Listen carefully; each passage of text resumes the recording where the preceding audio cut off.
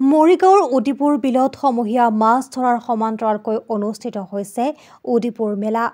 তিৱা পৰম্পৰা অনুসৰি পাহাৰৰ পৰা নামি অহা মামা মামীসকলৰ সৈতে ভৈয়ামৰ লোকসকলে সান্দহ, পিঠা, লাড়ুৰ বিনিময়ত সলনি কৰে আদা, কচু, জলকীয়া, হালধি ইত্যাদি কৃষিজাত সামগ্ৰী।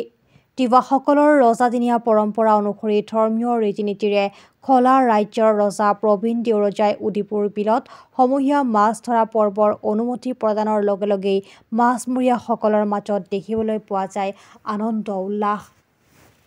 দুদিনীয়াকৈ অনুষ্ঠিত হোৱা উদিপুৰ মেলাৰ সামৰণি অনুষ্ঠানত উপস্থিত থাকে ৰাজ্যৰ জলসম্পদ উন্নয়ন, সামাজিক ন্যায় আৰু সবলীকৰণ, তথ্য আৰু জনসংযোগ বিভাগৰ মন্ত্ৰী তথা জাগিৰোড সমষ্টিৰ বিধায়ক পীযুষ হাজৰিকাৰ অংশগ্ৰহণ।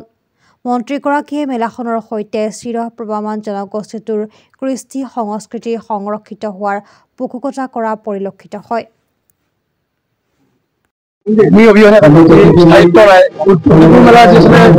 উৎপুৰ মেলা আমাৰ মেলা এখন বহুত আহিছো আহি কৰো মেলাখনৰ আমাৰ কৃষ্টি সংস্কৃতি সংৰক্ষিত হোক, কৃষ্টি সংস্কৃতি চিৰপ্ৰবাহিত হোক, আমাৰ অঞ্চলটো ভাল হোক তাকেই কামনা কৰিছো।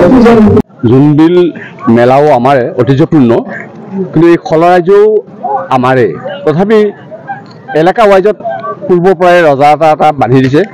ঠাই বিশেষে এই শিলচাং খোলা দেউৰজা এইটো এলেকা, গতিকে তেওঁ নীতি নিয়ম মানে পৰ্বৰ বজাই ৰাখিবৰ কাৰণে একোটা ৰজা পাতি দিছে। গতিকে তাৰে পূৰ্বপুৰুষৰ পৰাই চলি আছে আৰু বহু ৰজা আহিল গ'ল। আজি মই 13 নম্বৰত পৰিছোঁ। গতিকে 13 নম্বৰ ৰজা হৈছে পূৰ্বপুৰুষৰ যি ৰীতি নীতি, মাঘৰ বিহুৰ দিনাখন মাছ মৰা পৰ্ব আৰু মুৰ্গী যুঁজ, পাহাৰ ভৈয়ামৰ ৰসৰ যি সম্প্ৰীতি, সেই নিয়মটো বজাই ৰাখিছোঁ।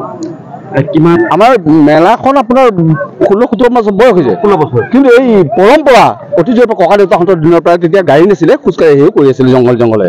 কিন্তু আজি সভ্যতাৰ যুগত, শিক্ষিতৰ যুগত, গাড়ী মটৰৰ যুগত আমি অলপ তাক উন্নত কৰিবৰ কাৰণে চেষ্টা কৰিছোঁ।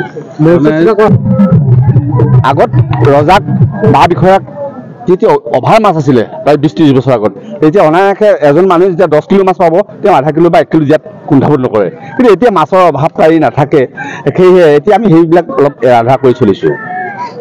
আৰু লগতে আপোনালোকৰ নিউজৰ দ্বাৰাই সাংবাদিক ভাইসকল আহিছে, আপোনালোকৰ দ্বাৰাই মই অৱগত কৰোঁ অসমৰ মাননীয় মুখ্যমন্ত্ৰী তথা জলসম্পদ মন্ত্ৰী জাগিৰোড সমষ্টি অসমৰ আমি এই 8 বছৰে প্ৰাক্তন এজন ৰজা অব্যাহতি দিয়া হ'ল।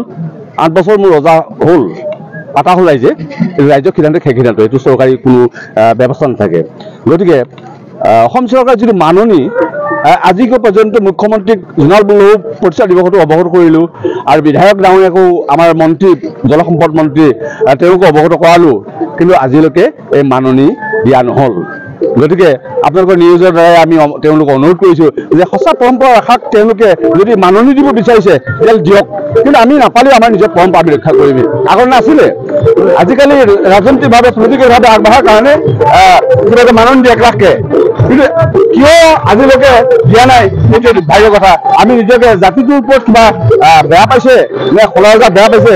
গতিকে মাননীয় মুখ্যমন্ত্ৰীক ইয়াৰ পৰা অনুৰোধ জনাইছোঁ, তেওঁ যদি বিগত সময়ত এইবিলাক চিন্তা কৰে। আমি তেওঁ সাক্ষাতে জোনাল বৰুৱা দিৱসতো আমি লগ কৰিছিলোঁ, তেওঁ কথা দিছিলে, মাননীয় আমাৰ জলসম্পদ মন্ত্ৰীও তেওঁ অৱগত কৰিছিলে, কিন্তু তেওঁলোকে এতিয়াও কাণসাৰ নকৰিলে। তথাপি আমাৰ পৰম্পৰা আমি অব্যাহতি ৰাখিছোঁ আৰু চলাই যাম, ভৱিষ্যতো আপোনালোকে আহি আমাক দেখা পাব। একে কৈ মই বক্তব্য সামৰণি মাৰিছোঁ। হয়, খলা ৰজা এইটো কাৰণে পোৱা নাই, ইয়াত আমাৰ তিৱাসকলৰ মাজত বুদ্ধিজীৱীসকল আছে, তাত এটা পলিটিকেলভাৱে তেওঁলোকে মানে এই ৰাজনীতিভাৱে ব্যৱহাৰ কৰি আছে। ৰাজদণ্ড যাৰ হাতত আছে পৰিচালনা কৰি শিক্ষিত চামে এইবিলাক কৰিছে। গতিকে জাতিটোক এনেকৈ যদি বেচা কিনা কৰি থাকে তেতিয়াহ'লে কোনোবা এজন ব্যক্তি উপকৃত হ'ব, কিন্তু জাতিটো খুব কষ্টত ভুগি থাকিব। গতিকে তিৱা জাতিটো সদায় তলত থাকিব। জাতিটো ডেভেলপ কৰিবৰ কাৰণে সকলোকে একগোট কৰিব লাগে বুদ্ধিজীৱীসকলে। গতিকে আমাৰ অট'নমাছ তিৱা কাউন্সিল আৰু সমষ্টিৰ আমাৰ মন্ত্ৰী থাকি বা মাননীয় মুখ্যমন্ত্ৰীক অৱগত কৰাৰ পাছতো এইবিলাক আমাৰ কোনো কাৰ্যকৰী হোৱা নাই। গতিকে আশা ৰাখিছোঁ আপোনালোকৰ নিউজৰ দ্বাৰা তেওঁলোকে যাতে আমাক এইটো চিন্তা কৰে।